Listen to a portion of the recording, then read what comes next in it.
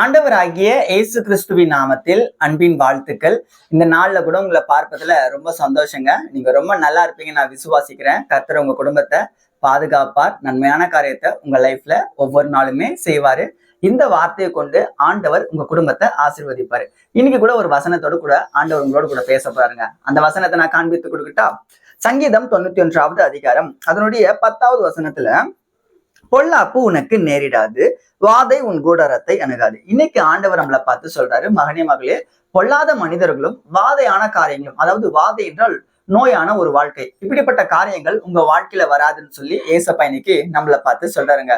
இன்னைக்கு உங்க வாழ்க்கையில கூட பாத்தீங்கன்னா நீங்க ஒரு வாதை, அதாவது சில பிரச்சனைகள், சில போராட்டங்கள், சில வியாதிகள் மத்தியில கூட நீங்க இருக்கலாம். இந்த வியாதி என்னை விட்டு போகாதா, இந்த பலவீனம் என்னை விட்டு போகாதா, என்னுடைய வாழ்க்கையில இது என்னன்னு தொடர்ந்து வந்துகிட்டே இருக்கு, இது எப்பதாங்க போக போகுதுன்னு சொல்லி கூட நீங்க யோசிச்சுட்டே இருக்கலாங்க.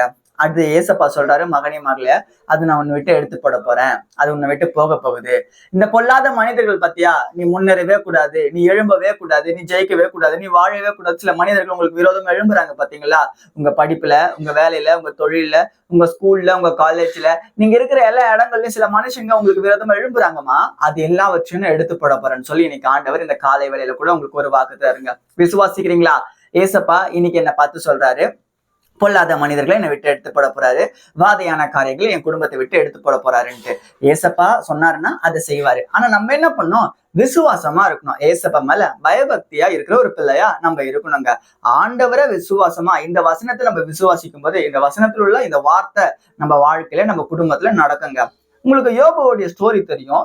யோபுவுடைய குடும்பத்தை தேவன் வெளியெடுத்து பாதுகாத்து கொண்டாராமா. எப்படி பாதுகாத்து கொண்டார் அப்படின்னு பாத்தீங்கன்னா, தேவனுக்கு முன்பாக உத்தமனாக வாழ்ந்தார் என்று வசனத்துல சொல்லப்பட்டிருக்கு. நம்ம தேவனுக்கு முன்பாக வாழ்ற ஒரு பிள்ளையாகவும் உத்தமனாக வாழ்ற ஒரு பிள்ளையாகவும் நம்ம இருக்கிறோமா? கொஞ்சம் யோசிச்சு பாருங்க.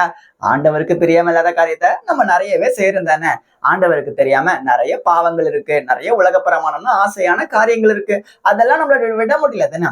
அதெல்லாம் விட முடியாதுன்னா நம்ம வாழ்க்கையில இந்த பலவீனம் நம்மளை விட்டு மாறாது, இந்த சூழ்நிலை நம்மளை விட்டு மாறாது, இந்த பொல்லாத மனிதர்கள் நம்மளை விட்டு போக மாட்டாங்க. நம்மளை விட்டு இப்படிப்பட்ட காரியங்கள் போகணும்னா நம்ம என்ன பண்ணணும்? ஆண்டவர்கிட்ட போகணும்.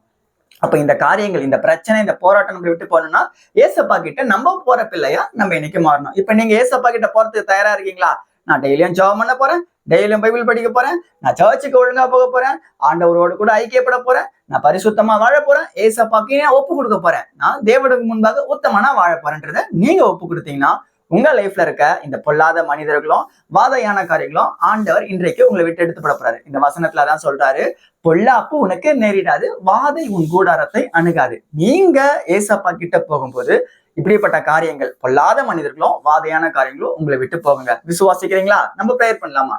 அன்புள்ள தகப்பனே, இந்த நல்ல நாளுக்காக ஜெபிக்கிறோம். இந்த நாள்ல கூட பொல்லாத மனிதர்களை எங்களை விட்டு எடுத்து போட போறீங்க. எங்களை சூழ்ந்திருக்க எல்லா பிரச்சனையும் நீங்க மாத்த போறீங்க. எங்க கிட்ட இருக்க வியாதியை எடுத்து போட போறீங்க. அதற்காக உமக்கு நாங்க நன்றி செலுத்துறோம். இந்த காலை வேலையை கூட தாண்டுற தேவ பிள்ளைகள் ஒவ்வொருவரும் ஜெபிக்கிறாங்க. யாரெல்லாம் என்னென்ன வியாதியோடு கூட இருக்கிறாங்களோ இயேசுவின் நாமத்துல இப்பொழுது ஒரு சுகம், அற்புதம், விடுதலை கொடுக்க வேண்டுமா நாங்க ஜெபிக்கிறோம். இந்த நாளை கூட ஆசீர்வதித்து நீங்கள் தர வேண்டுமா நாங்கள் ஜெபிக்கிறோம். ஏசப்பா ஒப்பு கொடுக்கிறோம். இயேசுவின் நாமத்துல ஜெபிக்கிறோம் பிதாவே. ஆமேன், ஆமேன்.